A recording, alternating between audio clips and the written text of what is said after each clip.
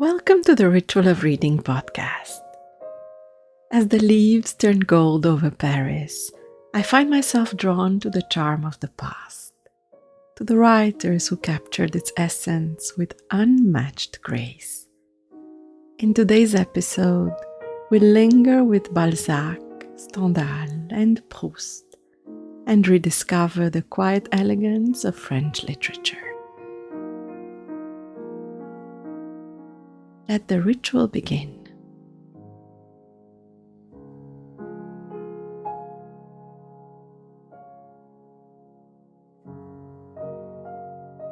October has arrived like a character from another century, dressed in amber light and carrying the scent of old paper. My Parisian autumn is unfolding exactly as I'd hoped, an opportunity to reflect on what Paris truly symbolizes for me. And while this city has always had an insatiable appetite for the avant-garde, there is no denying that Paris still reflects, perhaps above all else, the extraordinary richness of its past. From the grandeur of palaces and theatres to the elegant symmetry of Haussmann's facades, from the endlessly fascinating museums to the very cobblestones beneath my feet, everything around me seems arranged for contemplating the beauty of what came before. So I've decided to let this October guide me towards the classics, literature and beyond, as a way to reconnect with the timeless beauty of Paris, to immerse myself in the voices that shaped not just the city, but the way we understand ourselves. Ever since I joined BookTube, I've been struck by two things, and these are simply observations, in no way criticism. I believe reading has nothing to do with obligation, so our choices are entirely personal and need no justification. First, how few dedicated English-speaking readers include French authors in their literary diet. And second, how the classics category seems to elude French literature almost entirely in broader conversations, with the notable exception of Victor Hugo, though I have a feeling this is mainly due to the musical and less to his writing. This pattern has made me want to speak of French classics more and more, not only because I studied them intensely during my university years, but because I truly believe French literature is one of the cornerstones of Western culture as we know it today. It has shaped so much of our critical thinking, set the standards for our understanding of human nature, and offered us a mirror in which to examine the complexities of the world. These are not dusty relics to be admired from a distance. They are living texts that continue to illuminate our contemporary existence. I've mentioned this a few times in recent weeks, but I am deep in an intensive audiobook era. My brain feels remarkably receptive to the auditory dimension of understanding right now, so I'm taking full advantage of my Audible subscription to revisit some of the giants of French literature. And let me tell you, listening to a well-narrated novel can completely transform your perspective on classics you thought you knew. Here are the three that have been accompanying me through the first of October's lengthening evenings.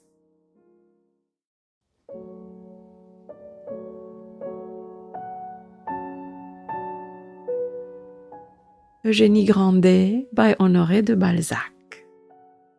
A poignant study of innocence crushed under the weight of greed, as a young woman's quiet devotion and selflessness are tested within the suffocating walls of her father's miserly home. This felt particularly immersive to me since the action unfolds in the small town of Saumur, nestled in the Loire Valley, a place I've come to know intimately through my numerous visits to the Fontevraud Abbey. Balzac's exceptional descriptions of the settings create the perfect frame for his true mastery, capturing human nature through the archetypes of 19th century French society. It's not so much the interactions between characters that fascinate. That is the forte of other great French authors, but rather the unique character traits that describe such vivid, almost painfully real personalities. The miserly Father Grandet, the innocent daughter, the web of provincial society closing in around them, all rendered with such precision that you can almost smell the damp stone of their old house. Listening to Eugénie Grandet has felt infinitely more enriching than my distant memories from uni. Le Rouge et le Noir, The Red and the Black by Stendhal. The ruthless ascent of Julien Sorel, a provincial dreamer determined to conquer the rigid hierarchies of Restoration France, only to be undone by his own ambition and desire. Listening to this novel has brought back all of the memories of my initial read, now decades ago. If Balzac felt like an entirely new experience, Stendhal has been a confirmation that, for me, his genius resides in underlining human error with surgical precision.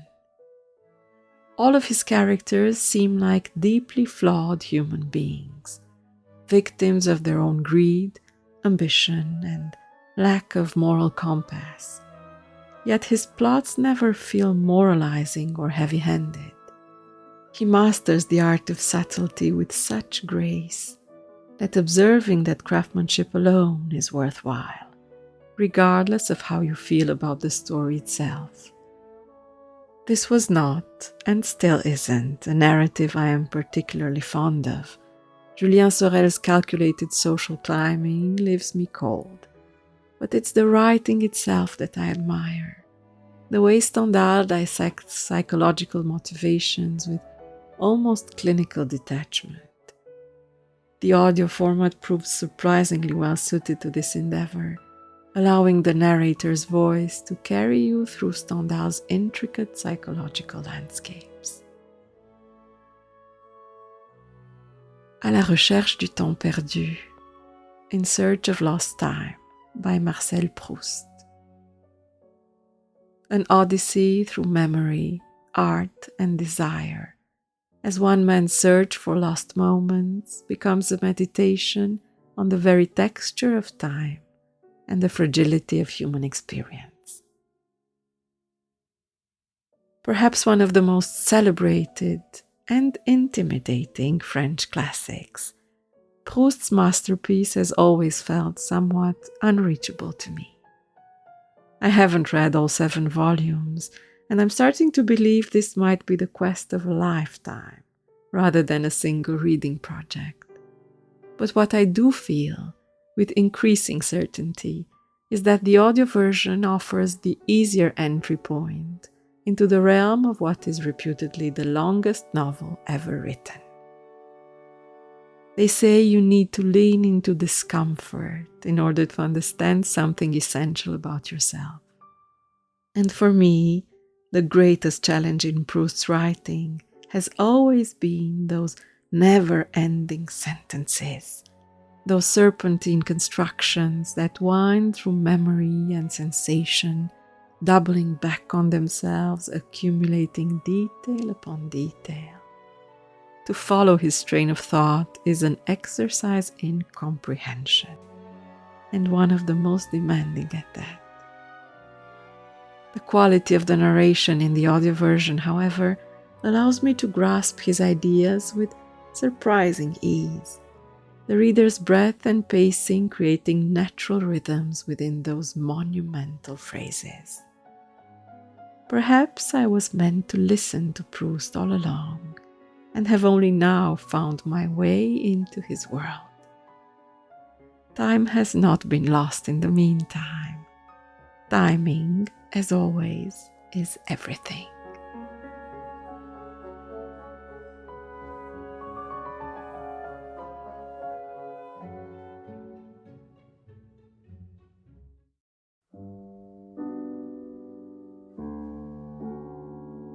Timeless literature naturally inspires timeless rituals.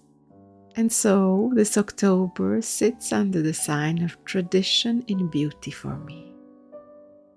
There is a brand I've mentioned before as one of my favorite cosmetics and perfume houses, one so perfectly suited to my classics theme that I simply had to share it with you properly. L'Officine Universelle Bully, 1803. Created to honor the extraordinary success of Jean-Vincent Bully at the beginning of the 19th century, particularly his award-winning aromatic and anti-mephitic vinegar. L'Officine Universelle Bully 1803 is a loving reincarnation of eternal French style. Jean-Vincent's heritage was reborn in 2014 as a veritable bastion against the disappearance of the world's beauty heritage, a deliberate resistance to the homogenization that threatens to make everything look and smell the same. And that's exactly what you feel when entering one of their boutiques, albeit after some time waiting in line since the brand has gained considerable fame in recent years. From the absolute uniqueness of their scents to the sensory pleasure of the products, all wrapped in the classic elegance of their packaging, everything is designed to transport you into an ideal 19th century boudoir. The shopping experience itself is the epitome of refined elegance. The sales team in every Bully boutique is trained to create an atmosphere of natural luxury, where nothing is excessive, yet every detail, from the elegant glass funnels for experiencing the perfume collection, to the calligraphy experts that personalize each product. Each element is reminiscent of a French chic that feels both utterly timeless and surprisingly contemporary. When you find yourself using one of their products at home, your mind naturally wanders back to that classic elegance the brand so effortlessly conveys. Your sense is transported, your spirit quietly delighted by this small act of beauty.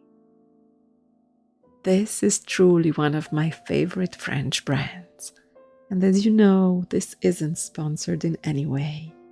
My enthusiasm is genuine, and my joy in sharing it with you is always authentic.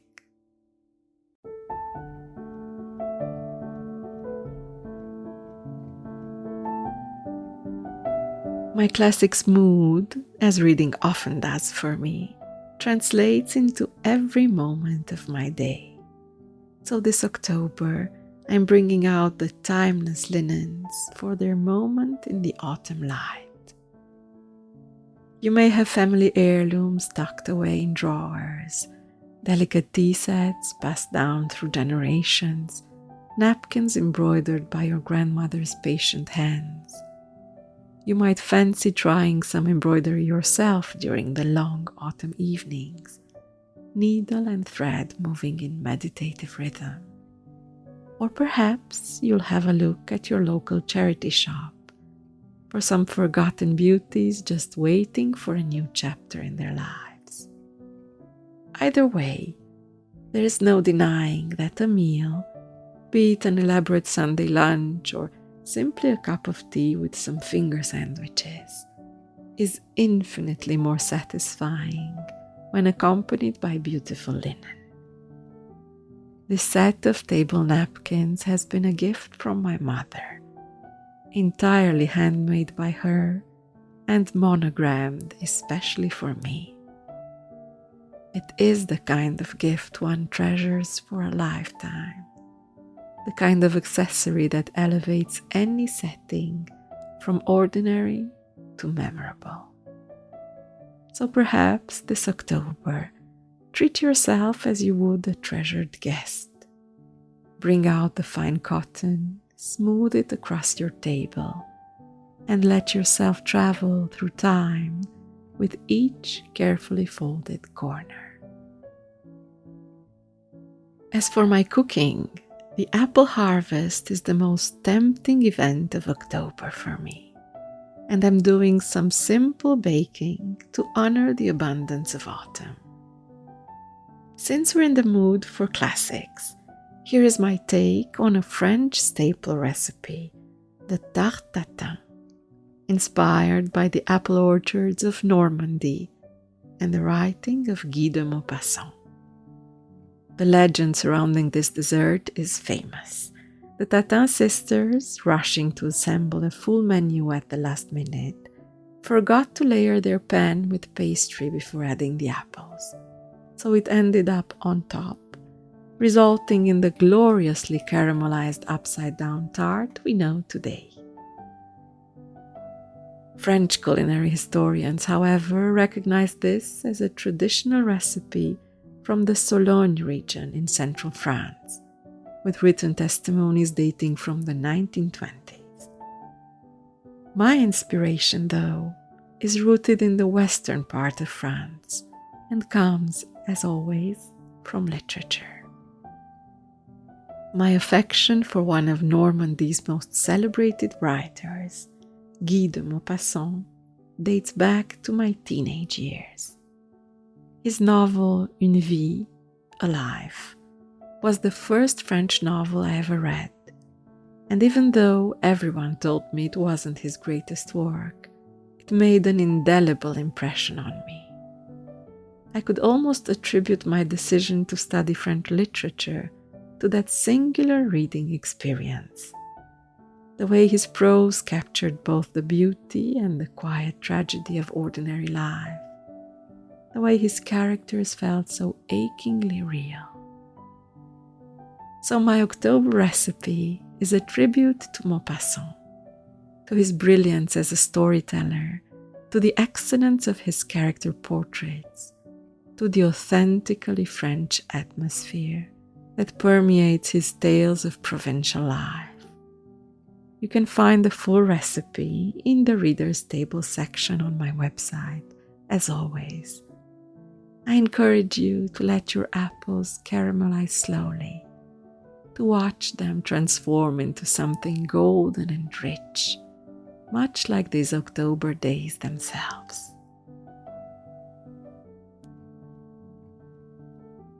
I hope you'll join me this October as I reconnect with some of the greatest works in universal literature.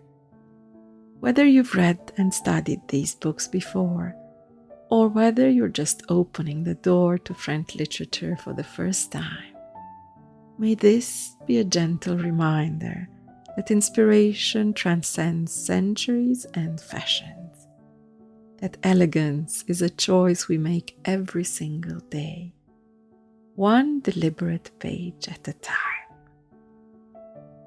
Until next time, let the classics guide you home.